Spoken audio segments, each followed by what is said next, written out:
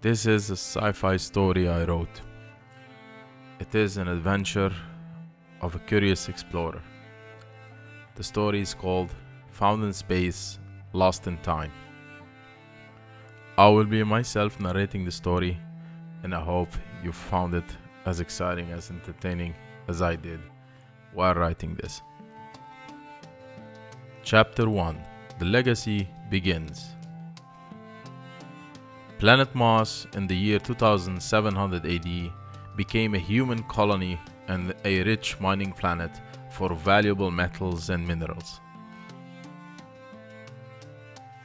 The planet was terraformed through the 22nd century using domes built first from the dust and rocks on the surface, with the addition of limited resources brought from Earth on the first ships.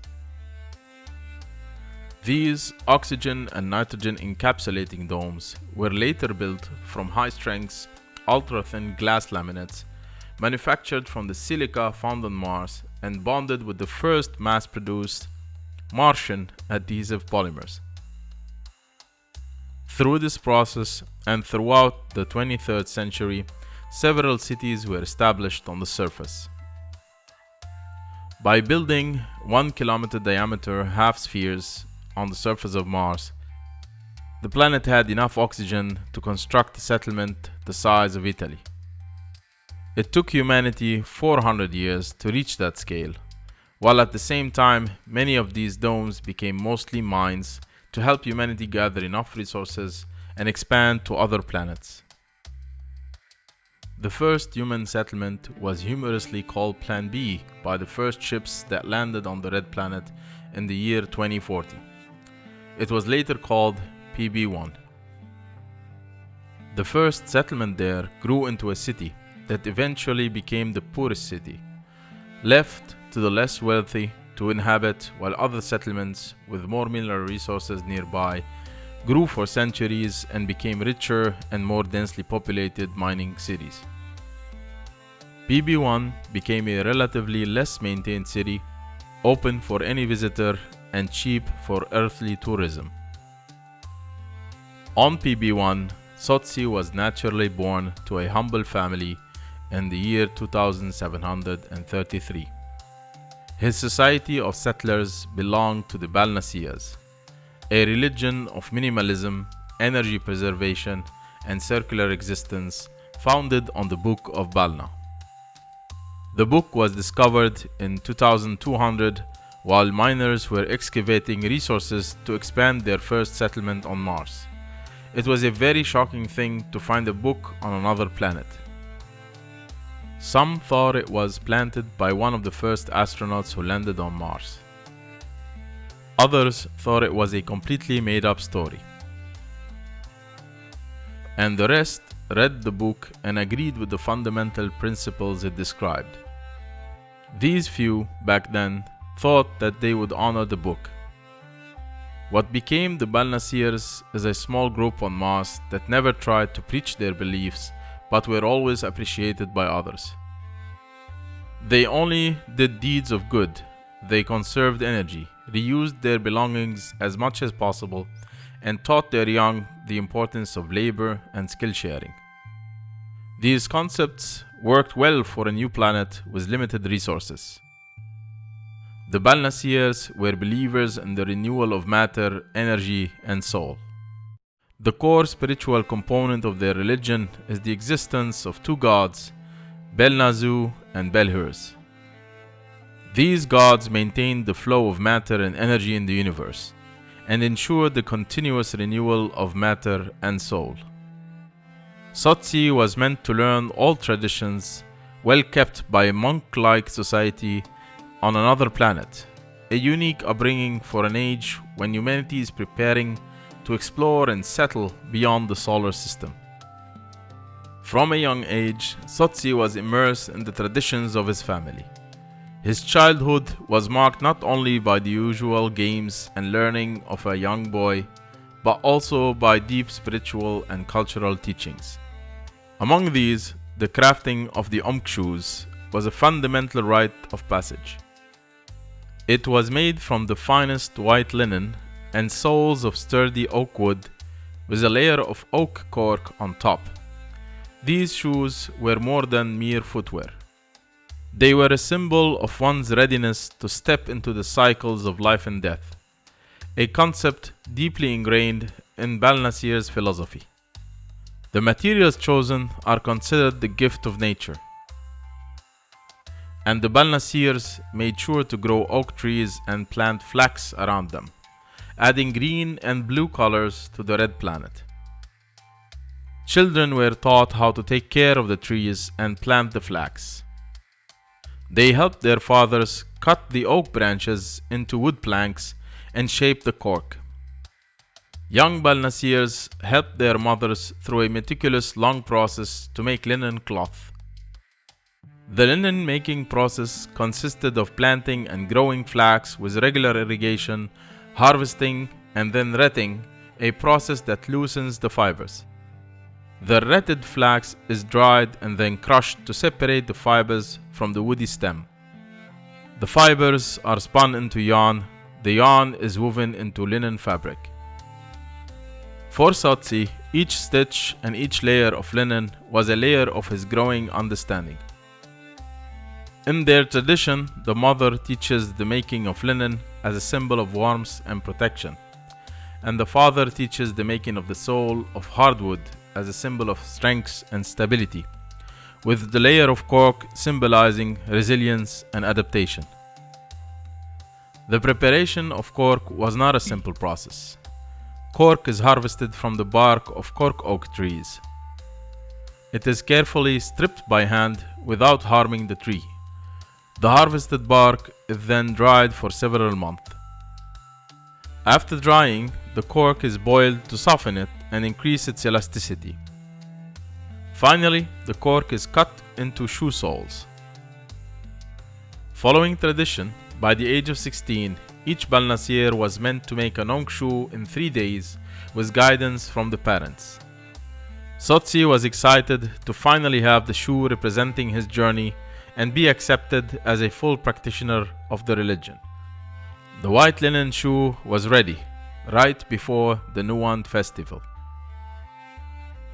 The Nuwand festival is a vibrant event that draws the entire community together. It is a celebration that marks the cyclical nature of existence, symbolized by the changing seasons and the celestial movements. Sotsi's first participation in Nuwand was a defining moment in his life. The festival was held in the Grand Wasa Hall, a magnificent structure at the heart of their community, renowned for its architectural beauty and spiritual significance. The Book of Balna describes that existence is based on simple cycles of energy and soul renewal that govern the matter around us. Only a few forces in the universe can work against the chaos of entropy, among them life itself, as it allows an ordered construction of matter. The religion that developed from the book could be described as a minimal religion. As the traditions are few, there is no central figure to the book, and there is one short prayer to be said when a Balnasir is creating, reusing, or even birthing a new life. Even when later low-gravity pets were genetically made for life on Mars, at each birthing of pups, the Balnasirs said, "From the depths of decay and the shadow of death, we find renewal. To Belnazu and Belhurs, we give thanks for the endless cycle that sustains us."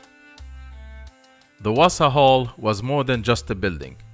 It was a portal to the divine, designed with 13 grand roads leading to it. Each road was a metaphor for the different paths of life, converging at a common destination. The Balnasirs believed that humans on Mars were the first step for humanity to expand into the cosmos, spreading life and structural arrangement, which in their belief brings order to the universe. The hall was a huge cube with 500-meter sides and a pyramid on top.